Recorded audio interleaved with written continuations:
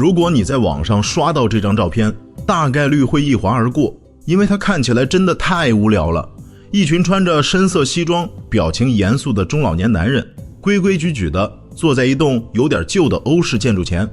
這畫面放在今天，頂多算是個平平無奇的學術會議合影。但如果我告訴你，這張照片拍攝於1927年的第5屆索爾維會議，你可能還是沒啥感覺。可要是我再加一句，這裡面一共坐着29個人，其中有17位是諾貝爾獎得主，人類歷史上最聰明的一批大腦，在那一瞬間幾乎同時出現在了這張相紙上。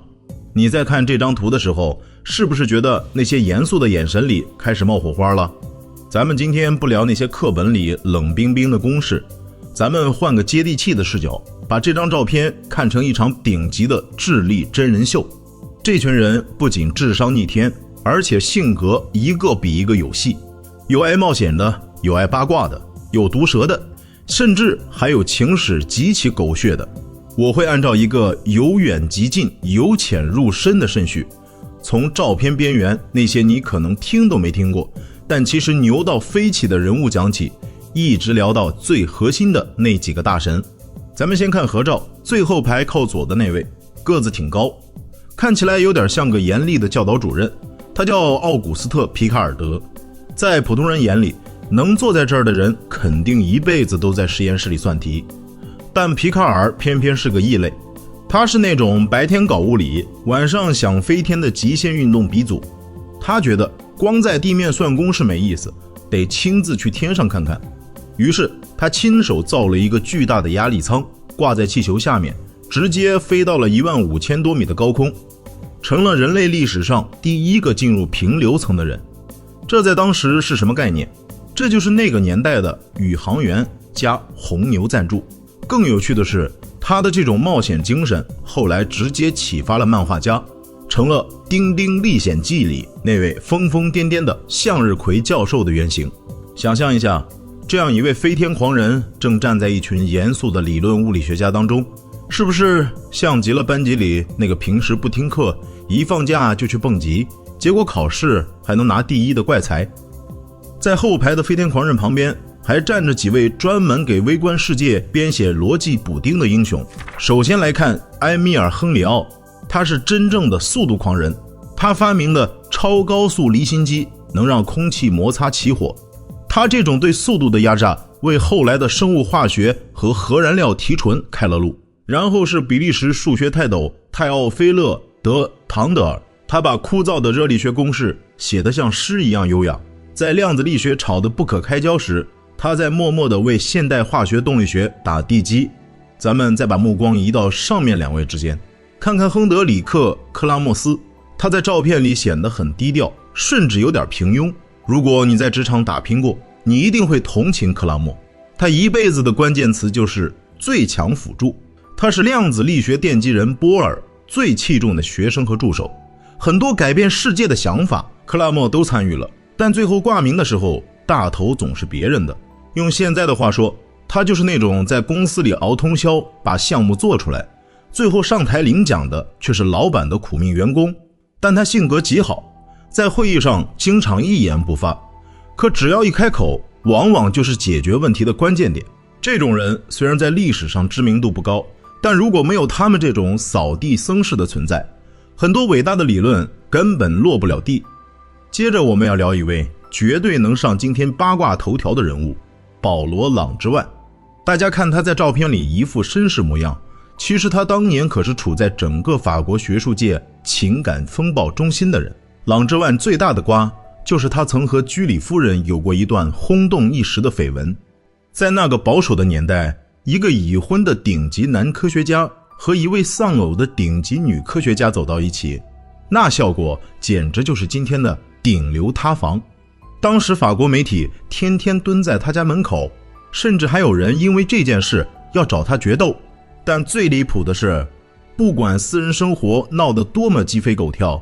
朗之萬在學術上依然穩如泰山。他發明的超聲波探測技術直到今天還在潛艇和醫療成像裡發光發熱。他的人生就像是在告訴我們，哪怕生活一團亂麻，工作還是得幹成世界一流。這種極度的反差讓他在这一群神人裡顯得格外有血有肉。在保羅·朗之萬這樣一位深陷輿論漩渦的大師身旁，還坐着幾位不那麼顯眼卻在背後為整個物理學大廈打地基的人。首先介紹查爾斯·歐仁·古耶，他是精密測量領域的宗師，也是阿爾伯特·愛因斯坦的朋友。在那個相对論還充滿爭議的年代，他用極高精度的實驗結果證明電子的質量會隨着速度增加，可以說是他替那些看不見的理論打上了最硬的一顆鉚釘。而在他旁邊還有一位更意外的發明者，查爾斯·威爾遜。這位老爺子原本只是想在實驗室裡造雲看彩虹，卻誤打誤撞發明了雲室。從那一刻開始，那些原本看不見的微觀粒子第一次在空氣中留下痕跡，就像飛机劃過天空時拖出的尾跡一樣，人類終於看見了基本粒子的存在。不過如果你把目光再往左上方挪一點，還有一位叫愛德華·赫尔岑的人，他在照片裡的存在感可能還不如身後的那面牆，但你絕对不能忽略他。他是比利时的實業家和科學家，也是这场第5屆索尔维會議能夠順利舉辦的重要推動者之一。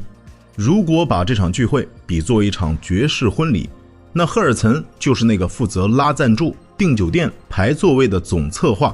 有時候一場改變世界的思想碰撞不只是靠天才本身，也需要有人把舞台搭好。說到這裡，咱們已經聊了好幾位了，你是不是發現了一個規律？這張照片裡的人並不是像雕像一樣完美的模板天才，他們有人愛玩命，有人愛輔助，有人搞外遇，還有人愛死磕，但他們都有一個共同點，在自己認準的那個死胡同裡走到了人類的最前沿。剛才說的這些還只是這場智力春晚的開場預熱，真正的主角團，那些不僅改變了物理，還差點把人類宇宙觀都掀翻的大神們，現在連正臉都還沒露全呢。接下來要出場的這位，不僅在25歲就拿了諾獎，刷新了人類紀錄，還一輩子活在拼爹的質疑聲中，他又是如何自證清明的？而在這一群男人中間，那個唯一的女性又是如何帶着病弱的身體和被诋毀的名聲，硬生生拿走2枚金牌的？想知道後續這群人是怎麼在會場上當面掐架，甚至讓愛因斯坦都吃瘪的嗎？我會繼續為你拆解這張人類最強合影背後的瘋狂故事。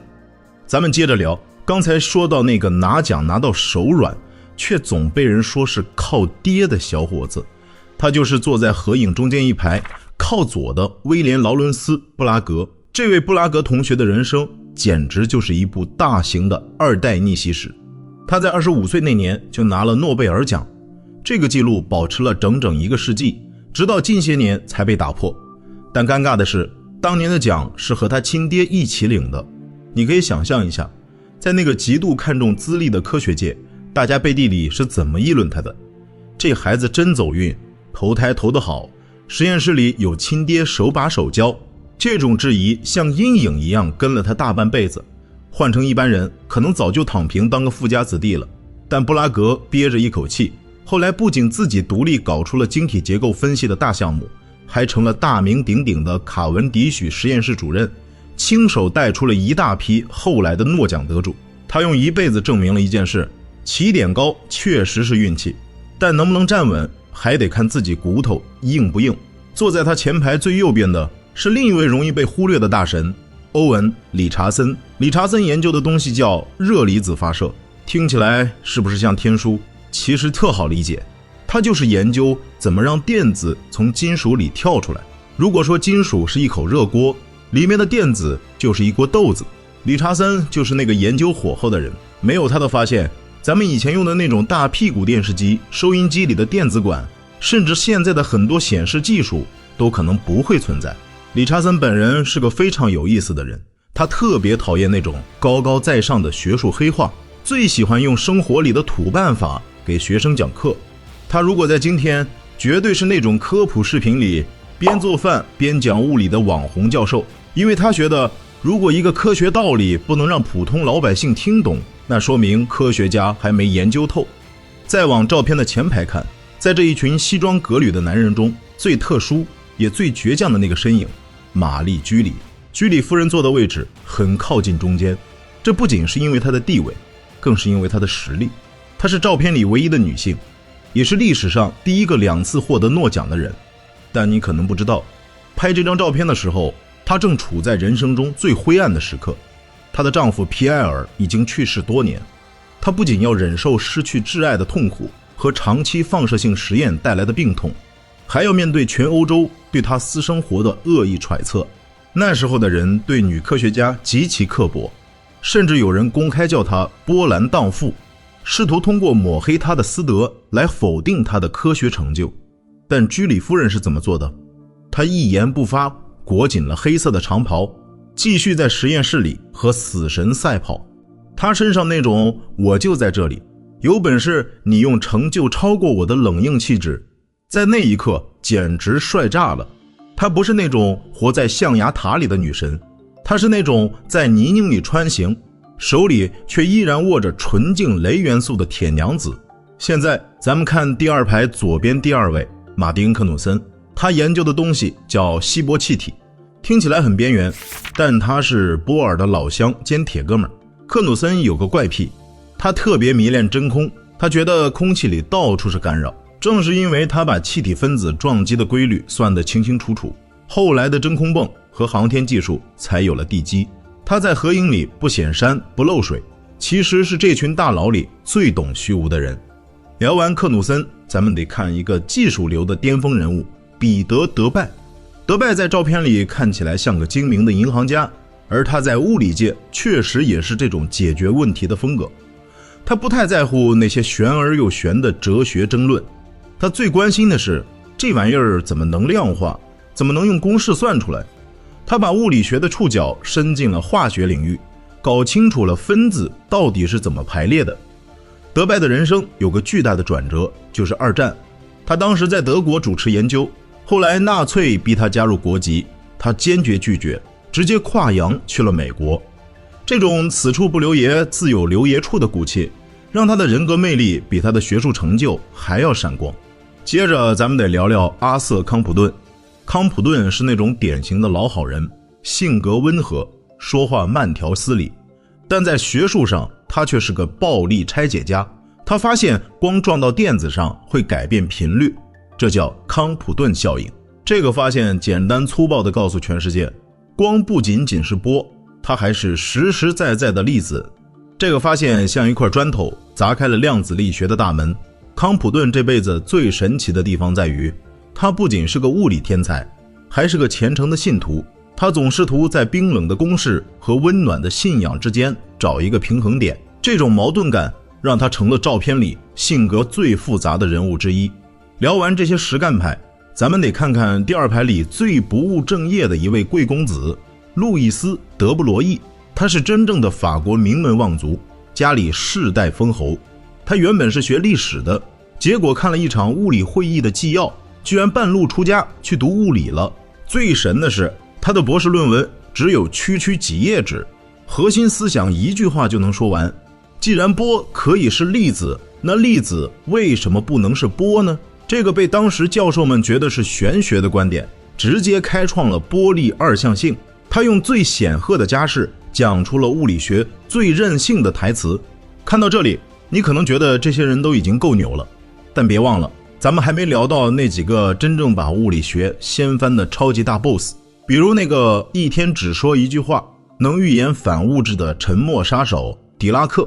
還有那個嘴欠到沒朋友能讓實驗室設備莫名其妙爆炸的物理界第一毒蛇泡利，甚至那場讓愛因斯坦和波爾吵得不可開交長達幾十年的世紀之爭也還沒正式进入高潮。你想知道為什麼愛因斯坦在合影裡總是那一副愁眉苦臉，好像有人欠他錢的表情嗎？為什麼坐在第1排的老大哥普朗克提出量子論的時候，其實是滿臉寫着我也不想但沒辦法的無奈？接下來的內容會帶你進入這張合影最核心的權力中心，看看那群最頂級的大腦是怎麼在會場上互相挖坑，當众打臉，最後又無可奈何的共同開啟了那個讓我們又愛又怕的原子時代。咱們繼續往這張合影的深處啊，接下來出場的這位可以說是用最少的廢話算出最恐怖預言的沉默機床，他叫保羅·狄拉克。你看他在照片裡長得清清秀秀，甚至有點书生气，但他在同行眼里簡直就是個外星人。狄拉克有個外號叫沉默殺手，他話少到什麼程度呢？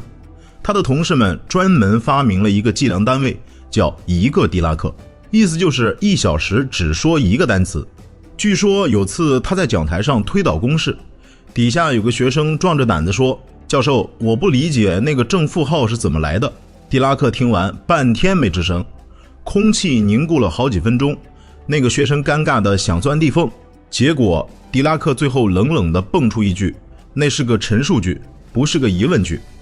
然後轉頭繼續寫板子去了。這種極度的理性甚至讓他預言出了反物質的存在，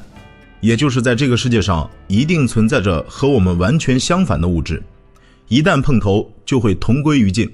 這種聽起來像科幻電影的設定竟然被他用純數學公式給算出來了。狄拉克的人生就像一張精準的白紙，沒有任何廢話，但也因為這種性格，他成了這張照片裡最難接近也最讓人敬畏的獨行俠。而站在狄拉克不遠處的則是他的死對頭兼好哥們沃爾夫冈·泡利。如果說狄拉克是沉默的冰山，那泡利就是噴火的毒蛇。泡利在物理界的名聲那是出了名的嘴损，不管你是多大的牛人，只要你的論文邏輯有一丁點瑕疵，他看完之後只會甩出一句流傳100年的名言，這甚至連錯誤都算不上，意思就是你寫的東西爛到根本沒資格被稱為物理。這種性格讓他成了科學界的人體測謊儀。更有意思的是，泡利身上還有一個著名的靈異傳說，叫泡利效應。據說只要他走進實驗室，哪怕他什麼都不碰，那些精密的玻璃儀器、真空管就會莫名其妙的爆炸或者熄火。有一次，一個實驗室發生了大爆炸，大家一查發現爆炸那一刻，泡利坐的火車剛好路過那個城市的火車站。這種自帶磁場破壞力的男人提出了著名的泡利不相容原理，解釋了為什麼我們的物質世界是有體积的，而不是縮成一團。他就像是一個看透了世界底層代碼的黑客，雖然說話難聽，但句句都戳在真相上。在這些絕世天才登場前，咱們得先看看背後的引路人和质檢员。朱尔斯·埃米尔·福沙菲尔特，他站在薛定谔和泡利中間，是這次会議的首席质检员，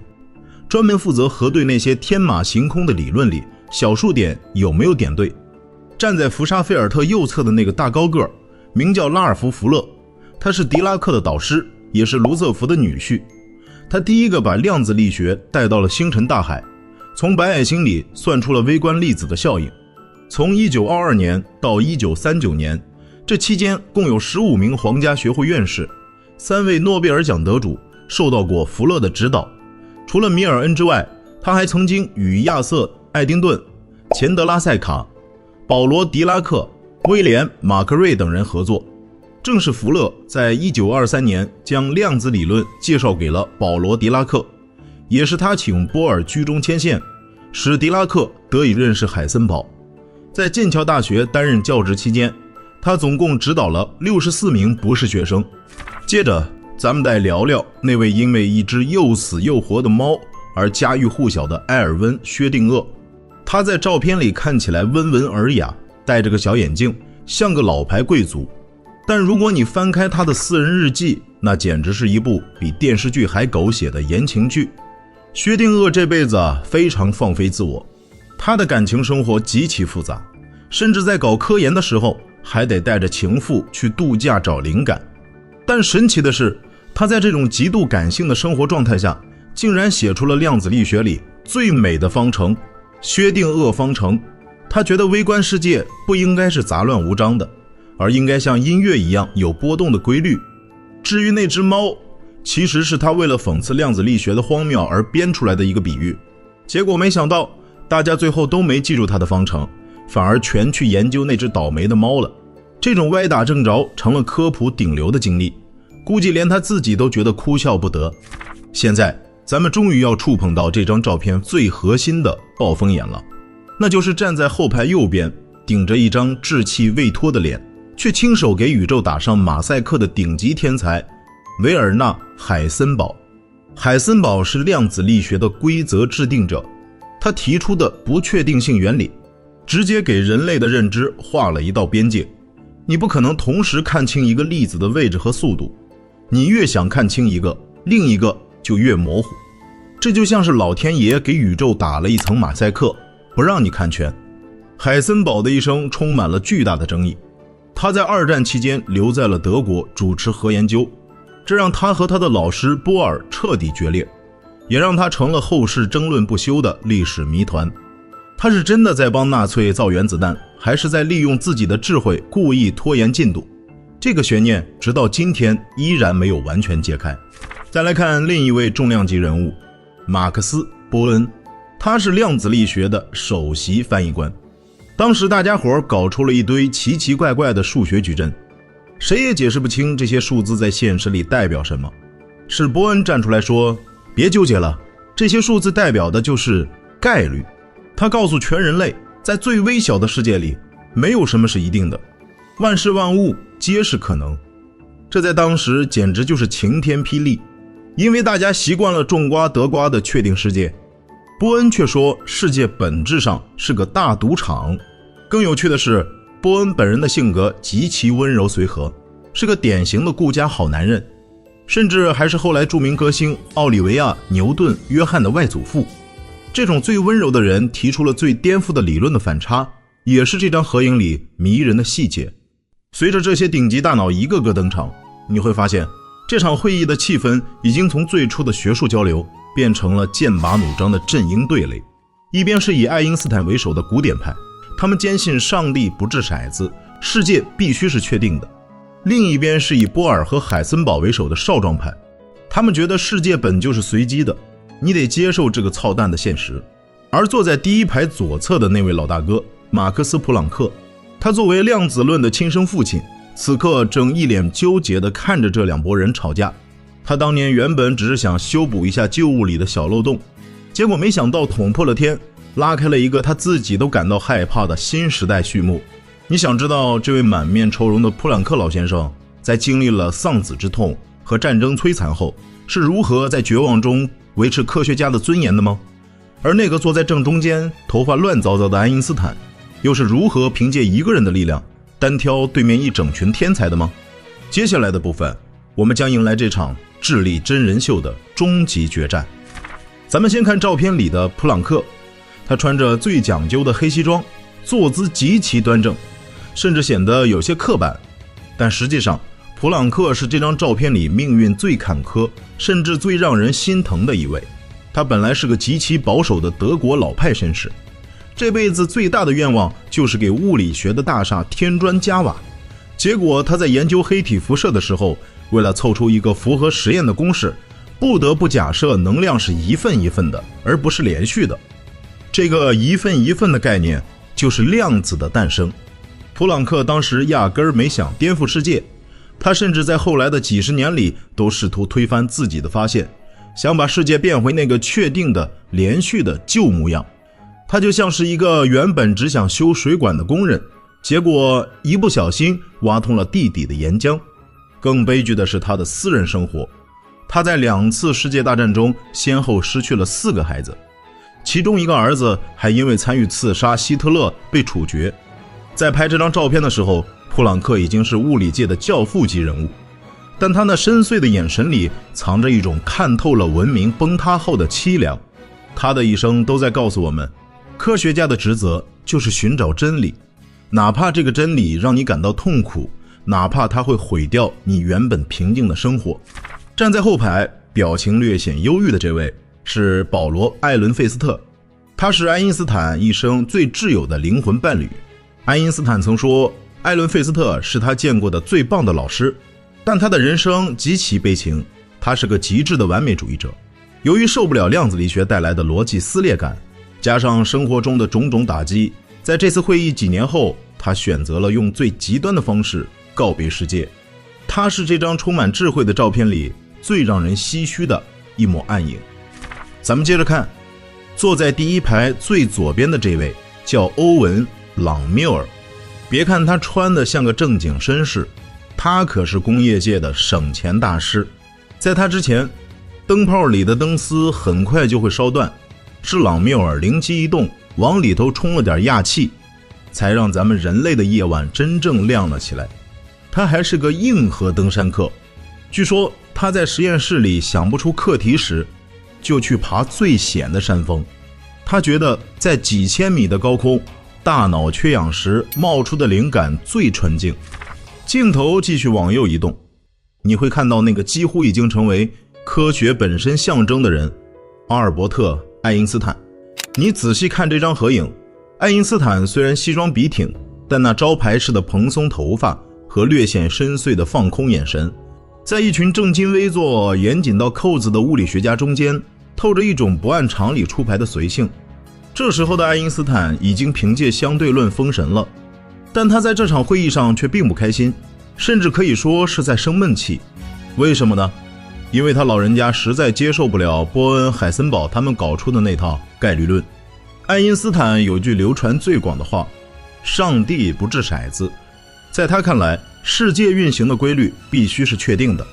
只要你給出初始條件，未来就一定是算得出來的。如果你算不出来，那只能說明你還没找全規律，而不是世界本身就是隨機的。在那幾天的會議裡，愛因斯坦成了最孤獨的戰士。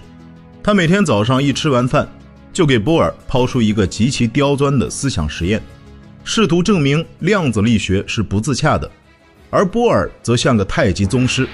每次都能在吃晚飯前把這些招式一一化解。這哪是學術會議啊，這簡直就是華山論劍。提到愛因斯坦，就必須說坐在他斜後方，正用那種深邃且寬厚的目光注視全場的少壯派領袖尼爾斯·波爾。在這張照片裡，他顯得挺厚實，甚至有點憨，但他可是量子力學當之無愧的帶頭大哥。如果說愛因斯坦是物理界的舊君主，那波爾就是新時代的拓荒者。波爾這人最大的特點就是愛聊天，他的研究室幾乎成了全世界物理學家的客廳。他特別喜歡和人辯論，一聊就是幾個小時，甚至連去理髮店理髮都要拉着理髮師講講原子模型。在索爾維會議上，波爾面對愛因斯坦的質疑，回了一句更有力的話：愛因斯坦，請不要告訴上帝該怎麼做。這兩位人類最強大腦的對決，不僅沒有讓彼此產生嫌隙，反而成了科學史上最著名的跨年友情。他們爭論的不是勝負，而是人類認知的邊界。波爾的存在讓這張照片有了一種奇妙的平衡感。愛因斯坦負責守住嚴謹的底線，而波爾負責拓展想象的極限。在這兩派人馬吵得不可開交的時候，第一排還坐着一位德高望重的老人，那是荷蘭物理學家亨德里克·洛倫茲。他是這張照片裡真正的武林盟主，也是這次會議的主席。洛倫茲是唯一一個能讓愛因斯坦和波爾都乖乖坐下來聽話的人，因為他既精通舊物理的精髓，又對新思想抱有極大的包容。他就像是一個睿智的和事佬，在兩種截然不同的世界觀碰撞的火星四濺時，用他那儒雅的風度穩住了全場的局面。如果沒有洛倫茲，這群脾氣古怪的天才可能在第一天就掀桌子走人了。最後咱們別忘了站在最邊緣的那位，他開啟了我們現在的信息時代。萊昂·布里淵，他提出了信息商的概念，把物理和計算機通訊連在了一起。他認為科學如果不分類就是垃圾，這種邏輯讓他成了現代計算機科學的祖師爺之一。聊到這裡，咱們已經把這張合影裡的諸神幾乎認了個遍。你可能覺得這群人吵來吵去，最後肯定得有個輸贏吧，但真實的歷史往往比劇本更諷刺。在那次會議之後的幾十年裡，量子力學不僅沒有像愛因斯坦預言的那樣垮掉，反而成了現代科技的基石。咱們現在的半導體、極光、核磁共振，甚至你刷視頻時手機裡的芯片，全部來自這群人當年在會場上吵出的結果。而那些當初只在黑板上畫公式的科學家，最後又是如何捲入改變全人類命運的原子彈計劃的？當這群最聰明的大腦意識到自己的智慧可能毀滅世界時，他們又做出了怎樣的抉擇？接下來我將帶你看看這張合影背後的後勁，那些未盡的爭論，以及這群天才留給普通人的終極思考。你會發現，這張照片最神奇的地方不在於那些諾貝爾獎杯，而在於那種誰也不服誰的生命力。當會議接近尾聲，也就是1927年那個深秋的傍晚，這群世界上最聰明的大腦走出布魯塞爾的索爾維公園時，他們其實並沒有達成共識。愛因斯坦依然覺得這世界不該是掷骰子投出來的，而波爾則堅信微觀世界的本質就是模糊和隨機。這種爭論並沒有隨着快門按下的那一刻停止，反而像一顆種子在地下的實驗室裡瘋狂生長。後來的故事大家可能在電影裡見過，比如奧本海默裡提到的那些理論，很多就源自這張照片裡的爭論。當第二次世界大戰爆發，這群曾經坐在一起喝咖啡吵學術的科学家們被捲入了人類歷史上最残酷的竞赛——研制原子彈。盧瑟福的學生們成了曼哈頓計劃的骨幹，海森堡在德國主持核科研，而愛因斯坦則在後悔和糾結中寫下了那封給羅斯福的信。你會發現，這些原本追求純粹真理的人，最後卻拿到了足以毀滅世界的鑰匙。這種科學與道德的終極拉扯，讓這張合影在幾十年後看回去，不僅有智慧的光芒，更有一種沉重的宿命感。但這正是科學最迷人的地方。你以為科學是實驗室裡一成不变的真理，其實科學是一群極其古怪、極其偏執，甚至极其不合群的天才，在不斷的自我懷疑和互相打臉中熬出来的。你看這張照片裡，有人出身豪門卻一生卑微，有人八卦纏身卻深情款款，有人性格孤僻卻洞察宇宙，有人一生悲劇卻坚韌如鐵。他們每個人都是普通人，有着普通人的煩惱、欲望和怪癖，但當他們聚在一起，為了一個看不見摸不着的墊子吵得面红耳赤時，人類文明的齒輪才真正開始了加速轉動。所以當我們今天再次審視這張人類智力密度最高的照片時，我們看到的不僅僅是17個諾貝爾獎，而是一種永不熄滅的好奇心。如果你把這些大神當成高不可攀的神像，那你可能永遠無法理解科学。但如果你把他們看作一群愛較勁兒、愛八卦、愛鑽牛角尖的鄰居大叔和倔強奶奶，你就會發現，其實每個人心裡都住着一個愛問為什麼的皮卡爾或者居里夫人。故事講到這裡，我想拋給大家一個問題：如果你能穿越回1927年的布魯塞爾，坐在那群人中間聽他們吵架，看着爱因斯坦愁眉苦臉的推導公式，看着波爾手舞足蹈的反駁，你會站在哪一邊？你是相信這個世界一定有某種絕對永恆的秩序，還是願意接受這個本質上充滿了不確定性、充滿了偶然和概率的現實？其實有沒有標準答案並不重要，重要的是這群人告訴了我們一個最朴素的道理：真正改变世界的從來不是某一個絕對正確的天才，而是這群天才之間那場永遠沒有終點、永遠熱血沸騰的爭論。正是因為他們沒能達成統一，我們才有了今天這個多元、複雜且充滿無限可能的現代世界。好了，今晚的跨時空追星我們就聊到这裡。世界也許沒有標準答案，但在入睡之前保留一點好奇已經足夠。如果你願意繼續聽這樣的故事，點個讚，訂閱一下。這裡是小哥睡前科普，願你今晚有個好夢，下次見。